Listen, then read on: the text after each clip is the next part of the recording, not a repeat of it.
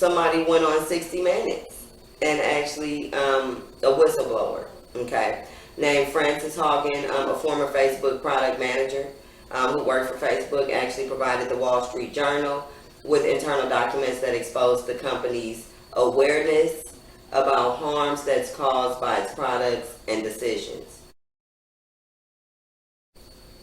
And this is Lala News 3, and I'm out here at Solid State Studios, and I actually will be discussing the Facebook and Instagram outage that happened yesterday.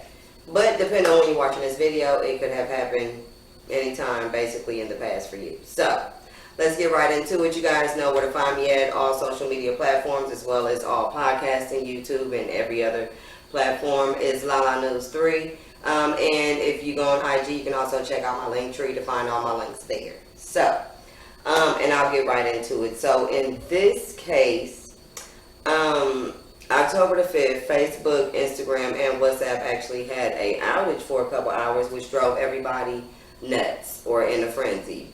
Businesses that depend on it kind of were upset. People that depend on it just to communicate, and people that just are addicted to social media or need it in some way, shape, or form were missing out for a few hours. So let's get into what happened, or what they're saying happened. So now, of course, we know Facebook also owns Instagram and WhatsApp, and that outage did last for a couple hours. Now, what they say happened is that Cloudflare Senior Vice President Dane Nitt actually said that Facebook's DNS and other services are down, and that its Border Gateway Protocol, or BGP, for all the techie people that know what that is, their routes have been withdrawn from the internet. Now, BGP is essentially a system that chooses the most efficient ways to route internet traffic.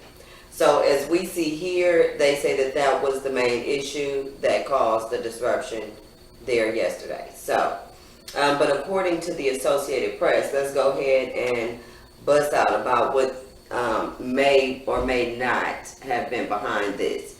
So the day before this, which would be October the 4th, somebody went on 60 Minutes and actually, a whistleblower, okay, named Frances Haugen, a former Facebook product manager who worked for Facebook, actually provided the Wall Street Journal with internal documents that exposed the company's awareness about harms that's caused by its products and decisions. The whistleblower did go public to CBS, like I said, 60 Minutes on Sunday, and they're actually scheduled as well to testify before a Senate subcommittee on Tuesday, which has not happened yet. So I'll probably have an update for you guys as far as how that's going to go. Now, the whistleblower did also say that they anonymously, which they're not anonymous now because they know exactly who the hell you are, being you've come forward. So they said that they anonymously filed complaints with federal law enforcement alleging Facebook's own research shows how it magnifies hate and misinformation and leads to increased polarization. So it also showed that the company was aware that that Instagram could harm teenage girls' mental health as well. So that's what the whistleblower came forth and said, that basically they are not handling the level of social responsibility, so to speak, which would basically be the key term for it. And making sure that people are healthy, or that their product is not causing a certain amount of damage or effect, whether it's about them knowing that it does. That's the difference. Whether it's known or unknown makes a big damn difference. So this person is claiming that they actually knew and know what the research that they've already done magnifies hate and misinformation and leads to increased polarization and also affects teenage girls' mental health. So the Facebook files, which is what they're actually calling these documents here that's actually been turned over, they said that it painted a picture of the company's focus on growth and its own interest over the public good. Now, I just had a little thing to say about that, because even though companies do have a certain amount of social responsibility, what people fail to realize is that if it's a corporation, which please look at, and I teach a business class also for those that want to know a little bit more about business. corporations, yes, they do have a certain amount with any other business of social responsibility. But if you look at Big Pharma and any other, well, I'm not going to say any other, but several other companies, the board runs that. So of those 12, 13, or whatever your board consists of, whatever that number is for your company, that's who makes the major decisions, and they're going to go for profit. What's going to keep this company afloat, what's going to be profitable, and how they're going to manage and make sure that their shareholders gain a profit. Sometimes that comes at the risk of the consumers, and all the time, you know, it's not rectified, and sometimes they just don't give a damn.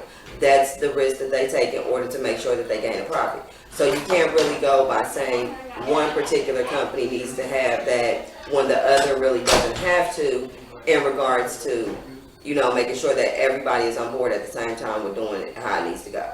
So in that aspect, all companies, in my opinion, need to have a certain level of social responsibility as well. However, you can't just pick and choose and say Facebook does this, because there's other companies that have lots going on their platforms, and, you know, every other business. So make sure that it's monitored across the board, not just with one, is all I'm saying. Because the board is going to say, make the money, and they're going to do what they need to do, including Big Pharma and other companies. So look around, check it out. It's not nothing new. I'm not making that up.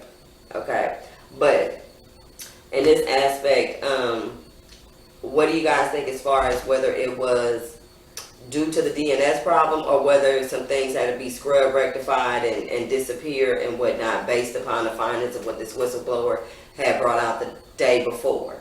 So let me know what you guys think, and you guys once again know where to reach me at Lala News 3 on IG and all social media platforms. Check out my podcast, also catch me in the streets, because I do be around. And once again, this is filmed at Solid State Studios, and also Rock Familiar Mob, Fog Failure, and make sure you guys FAAK, not the bad word. Okay, so check that out as well. And this is Lala News 3, and I'm out.